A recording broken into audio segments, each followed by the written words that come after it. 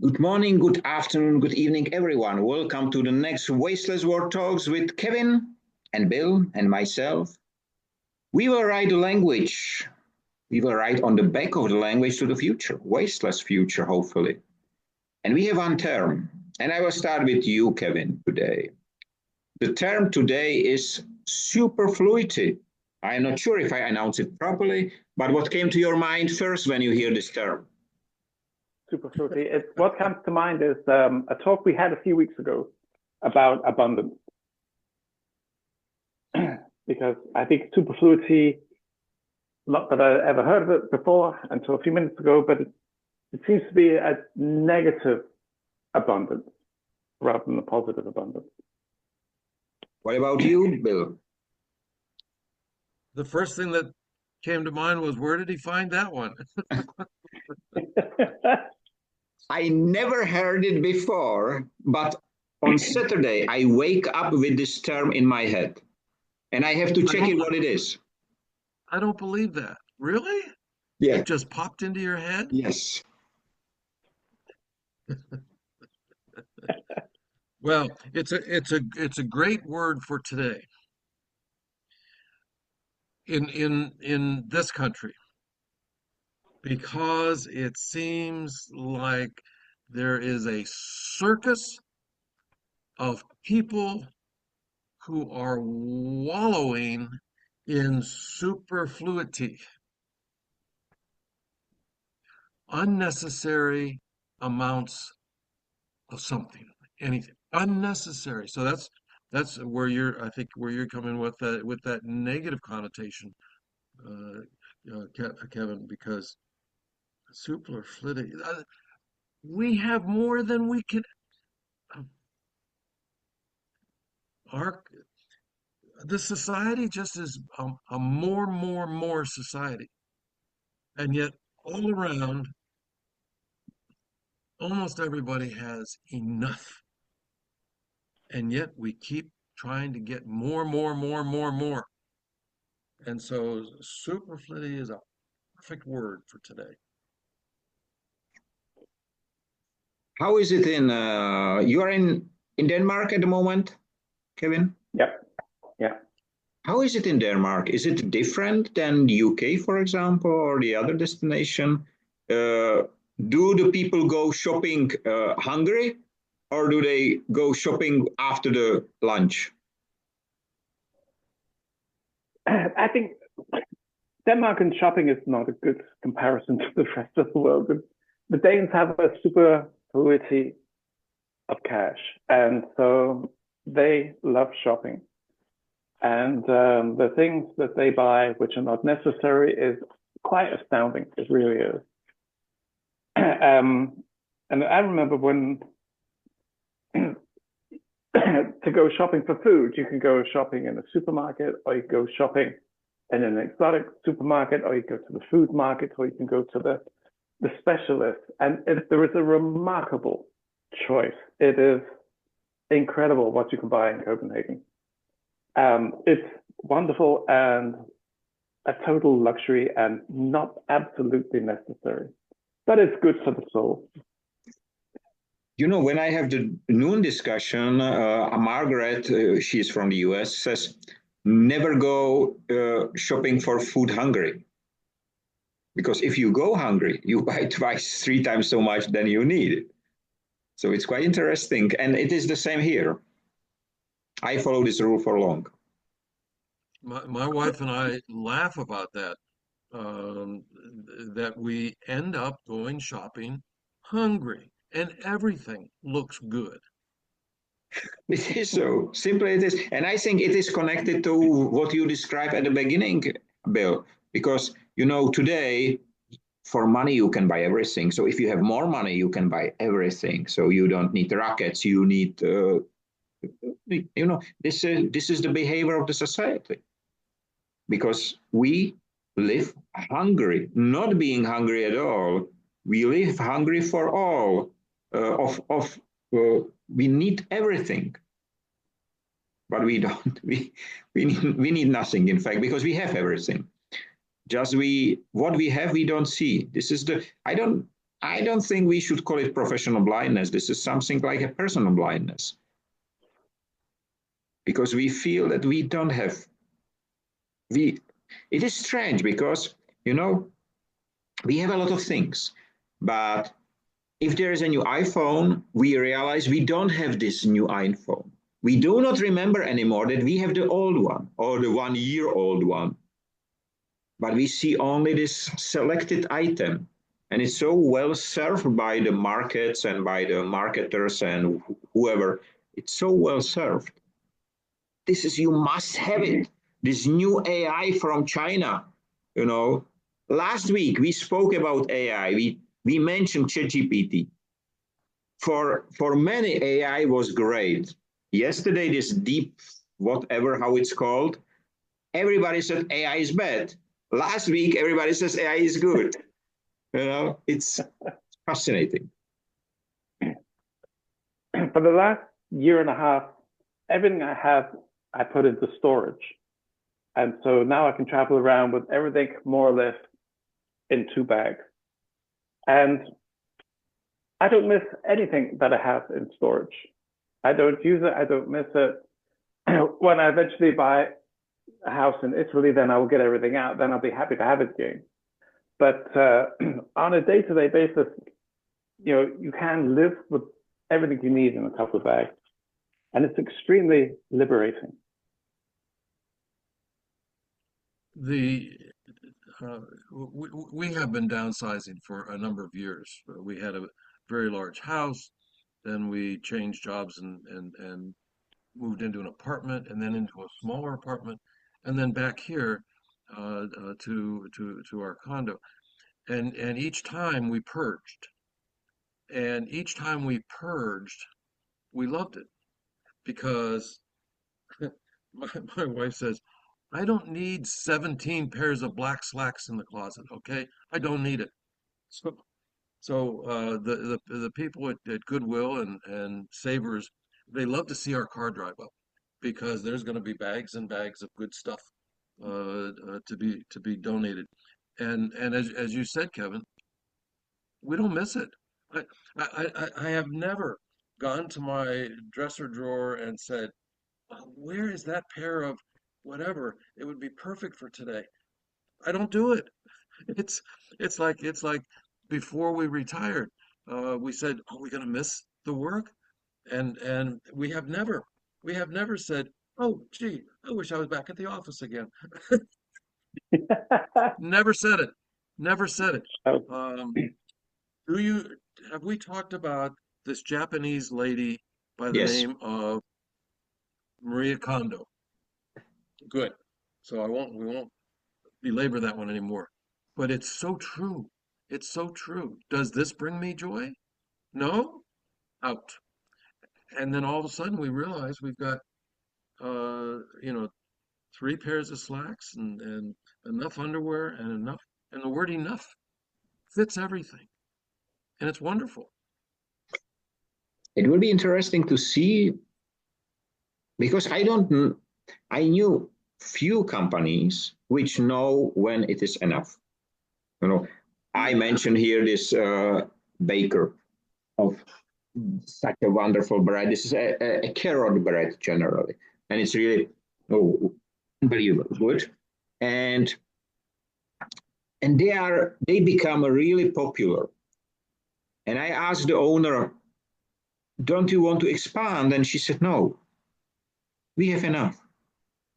We work already now from 4 in the morning till 4 in the afternoon. We bake every day. We sell every single piece, everything. I don't want to scale it up." And that's great. But there are very few who are able to do so. You know. Just now, I just before this event or in the morning today, I saw new Japan Tobacco, which is I think the second largest tobacco cigarette producer in the world. They publish human rights report. They publish within ESG report, whatever. And you know what was missing there? The right to be killed by cigarettes. I don't know why they didn't put it there, because they exactly do that, and they somehow forget. And I think it is this forgetting. I don't see this old iPhone. I see only the new one. No, only the new one. But in the noon discussion, there was one quite interesting thought. Generally, we have too much of everything on in one part of the world, or in one city or so. But the other part does not have enough. And this is only about logistics. And I do remember the words of the president of Czech Logistics Academy when he saw my keynote about the food waste. He said, "But Mr. Rada, we have enough, just on a wrong place. It's just about logistics, And it is exactly so. You take your old things and deliver it to savers. And that's the logistic part. You take the logistic over, it is there, and they take the second part of the logistic and they just distribute in a way they are used to. That's great. Svein recently published a study from Norway that generally the people in Norway in a clothing, they use 1% of their clothing again. Otherwise, they use it as a single item, single-use item. They use only 1% again in average. That's unbelievable. That's what we have to look at is that why do we grow food? Why do we make clothing? It's not to feed ourselves or to keep ourselves warm. The reasons behind it are different. They're usually profit-based. So if it was as simple as making food to feed everybody, the world would be a completely different place. But there needs to be profit. There needs to be reasons to do things beyond the basics. I think, Bill, right now is the right time that you say again what you said about the forest before we started.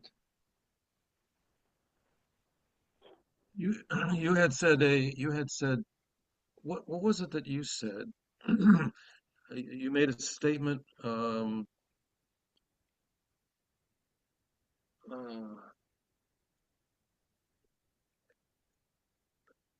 That the truth. You stated some truth, and I said that would not be It was about such. the temperatures and the refrigeration business, that the simple workers know 20 years before the scientists that there will be only 2 seasons in the year. But if people lived in the forest like we used to, if people lived in the forest, then that would not be surprising, because when you're in the forest, if you're used to living in the forest, you communicate with the trees and with the stream and with the animals, and you understand that. And so the fact that it is getting colder or getting warmer, or whatever is the fact, you know that because you're one with all this that's around you. And it talks to you, the trees talk to you, and you can smell it in the breeze, and you can hear it, and you're in full conversation with nature around you. And we've lost that. And we move into cities and surround ourselves with screens, and the screens talk to us, but they don't talk to us, right? We think that they're talking to us, but what talks to us is the is nature. And until we get back in the habit of spending a significant portion of time in nature, then we will continue to misunderstand truth and the truths that are all around us in nature. Does that make sense? I think we've gotten too far away from it. No, no, Way no. too I think we are there. You mentioned it right, and Kevin before mentioned that everything is about money. So we have created money-based society. Nature is result-based society. And I do not remember, even the flooding in nature is not generally, if you are prepared, is not negative. The old Egyptians, if I do remember properly from the history books, they're expected flooding every year because next to the Nile River, the flooding bring the new soil, which was very fruitful, so they can grow a crop, whatever, and they did it. But then if they start building houses down by the river, then they have a problem every spring. Just like we have a problem. I live on the coast, and people build these big houses right there on the coast. You could throw a stone to the ocean. Does that make any sense for anybody? Right? The Indians before us, the American Indians, did not build on Long Island or did not build because they knew, they watched, they communicated with nature, and they did not build their villages right there where they're going to get destroyed every year. And so when we started doing it, then we started asking the government to insure our homes, right? And it's just crazy. It's just crazy. We need to think. We need to think like nature. And this is why we are here. Yes, Kevin? I've been reading a brilliant book about life in East Prussia in the 20s. And today, East Prussia is either Kaliningrad or is part of Poland.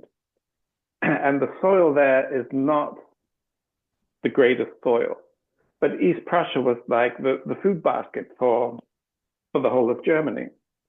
And the only reason they could do that was because everything was done in large estates. So you would have an estate, and then when it was time to shear the sheep, these Prussians would go into cities like Berlin and hire thousands of workers, take them on special trains into the countryside, and then they would work on gathering the wool. And this was done every year. And everybody knew this. So a lot of people, they would say, okay, these 3 weeks in September, I'm going to work on the wool harvest. And then they had their potatoes were vulnerable to frost. And so once the potatoes were harvested, they buried them again in a special way, which preserved them. And everything was preserved. Fruits were preserved, meats was preserved, everything was preserved because it was such a long, brutal winter. But they not only survived, but they had a huge abundance that they could send to the rest of Germany. And that can only be done by being totally in tune with nature. And the understanding between generally all the parties. Because if the Germans did not go there, the sheep will be too much and they will overgrown and probably some of them will die. It must be the communication which is completely missing. If you look at the discussions today, there are no discussions. There are monologues. There are two politicians in a discussion and both speak in this direction and they argue with each other in Czech Republic on the camera. They argue after the camera is switch off. They go to drink a beer together, having fun. How nice they play again because they are actors. For me, they are actors which are very bad actors, but very well paid. So if you are paid for being a bad actor, you will be a bad actor. I have heard about a state which generally have a president, and the president is DJ. Have you heard about this state? No. It's a DJ Trump. He is DJ. He is a DJ. I didn't know that he is this J. And I was thinking, I don't know how is the English name of the story. There was a lot of rats in a city, and there came someone with his flute and take the rats out. The Pied Piper of Hamelin. Exactly. And he was musician as well. And a DJ, it's a musician in some way. and it follow exactly what was described in the book generally, you know. So I came to that, and I wrote it in a blog. Of course, it will be published in a few weeks. But when I came to this fact that DJ, immediately came this idea to me, you know. And it is about waking up. It is about understanding, you know. And nobody can say I am wrong because it's his name. I am MR. He is DJ. It's fine. And there is no JR anymore because JR is nobody is watching Dallas anymore. So, but what about the superfluity of information? Is it on purpose? Yes. We can look at the social media and how valuable that is to the giants. They each have. Trump started his own. Everybody's got to have a social media, and that's so that they can throw out more information that supports what they want to support. It's not news. It's some perverted bastard child of what used to be news.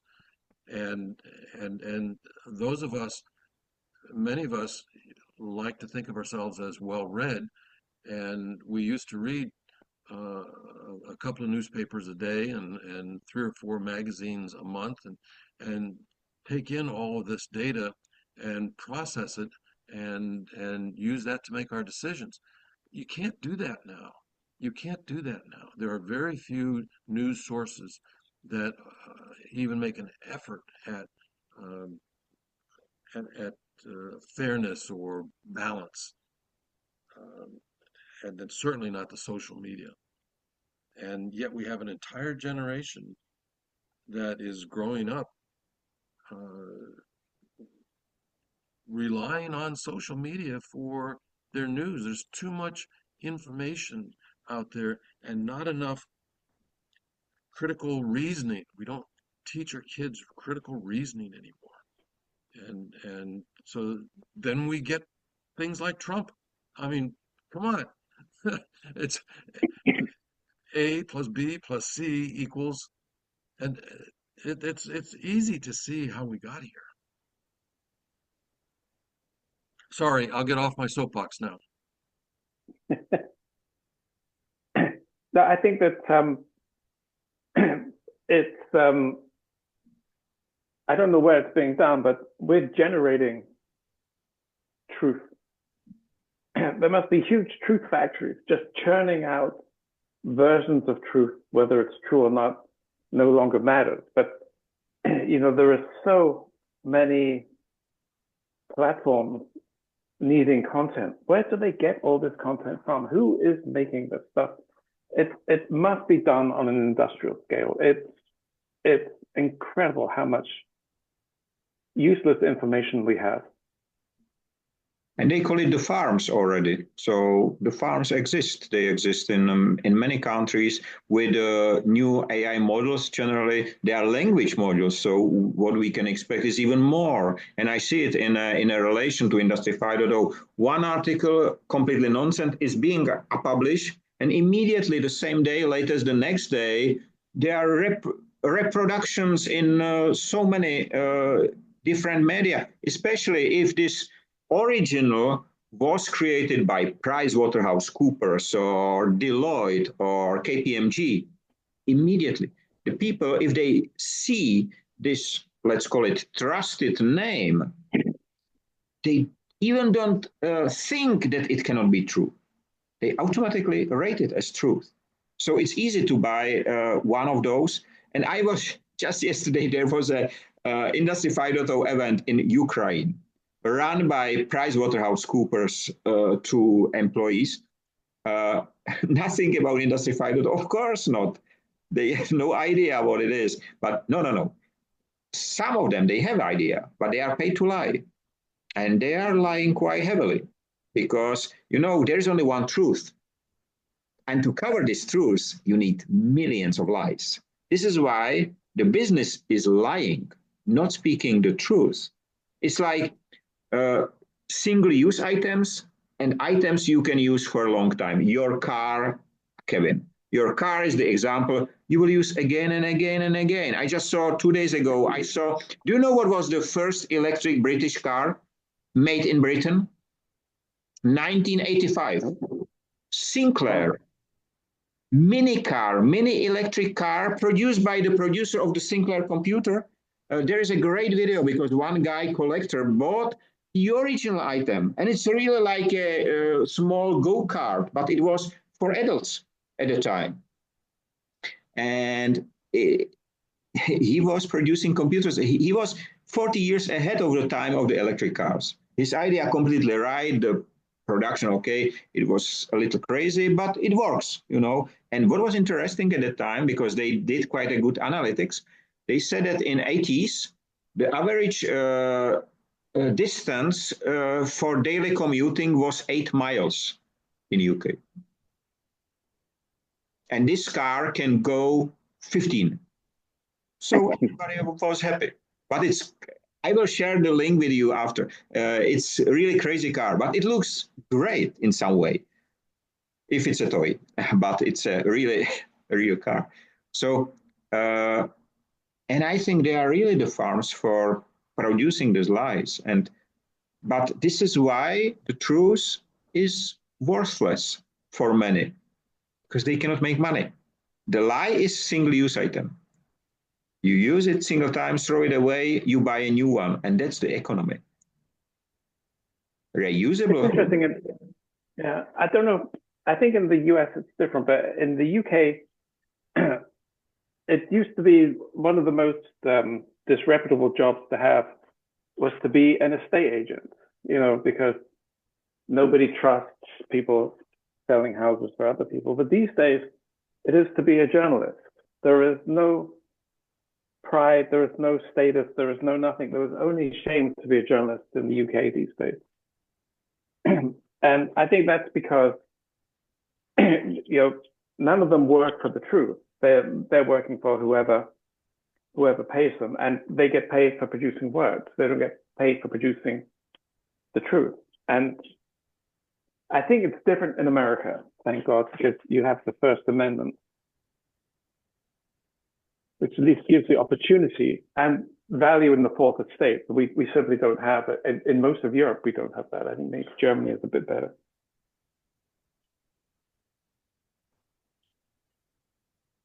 Do you think it is so? Is it different in the US, Bill, with the journalism?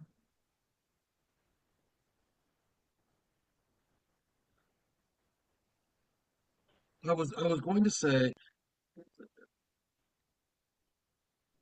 I don't believe that truth exists. I don't think truth exists any place. Certainly not with, there are some journalists who have built a reputation on fairness and so on. I remember growing up and there were 3 TV channels, ABC, NBC, and CBS, and they each had 6 o'clock news and 11 o'clock news. And there were journalists like Walter Cronkite, for example. And there were a half a dozen of them who, if they said something, you believed that there was a lot of thought and behind that. We have a few of those left, 1% or 10% or some small percentage of the journalists. But I really don't know what is truth. I don't think that there's anything that can withstand honest discussion. We talk in here, and while we see many things similar to each other, there's lots of things that Kevin tends to lean this way and you tend to lean that way, and we're all very rational people. So explain to me, or somebody tell me, somebody explain why there is such thing as a inviolate, unquestionable truth. One truth. Tell me You one know, truth. I will tell you one. This is why I say that. Industry 5.0 founder is Michael Rada. Simple, it is so. It is so. I am sitting here. I was the first one. It was not my intention. I learned it about it later. But I am the first one. So I'm the founder. That's the truth. How you can, and from that I came to the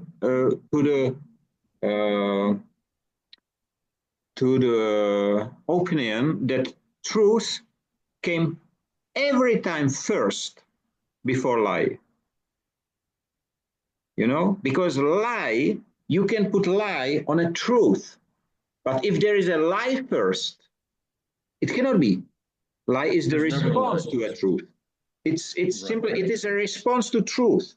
So it's not like what was first, the egg or the hen. No, in this case, truth, and then it's built up lies. And for me, it's I do not want to be in this position. I am not happy about it. But I was the first one. I am the founder. I said what is Industry 5.0. I can recognize very easily when it's not true. And that's very, very strange feeling, to be honest. But it is.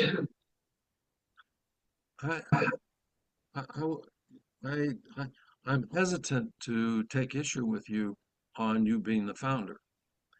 Now, legally, the first one to write about it is allowed to claim it. That's legal. And I don't think that there's any truth in legal, right? Let's take a step back from legal. Where did that idea come from, evolve within you? Developed over time?